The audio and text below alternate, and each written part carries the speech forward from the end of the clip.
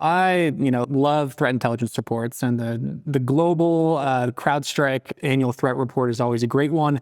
It really dives into a lot of granular details about the various incidents, detections, alerts, threat intelligence that CrowdStrike as a company brings together. In their report in 2025, they had an interesting statistics where 79% of detections were malware-free. So first of all, what does this mean? What does a cyber attack that is malware-free even mean? And really what this points to is the threat actor is doing a lot of legitimate tool abuse. So it's a lot of hands-on keyboards. So they're in your environment. They're using native tools of the operating system. So if they're in Windows, maybe they're using default PowerShell without any type of malicious PowerShell exploit kits.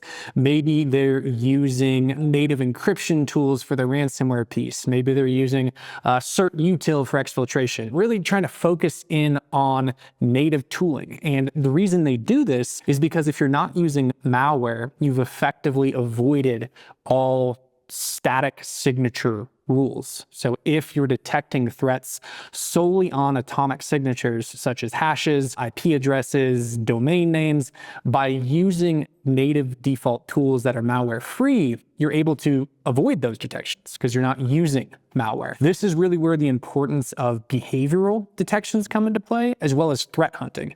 And these are two really big things we focus on here at RADICL. Definitely, that's kind of my focus here at the company, is to look at these behavioral indicators, develop these behavioral rules to pick up unusual activity around legitimate tool sets, to really be able to pick up these type of intrusions that are using and abusing legitimate tool sets on an operating system.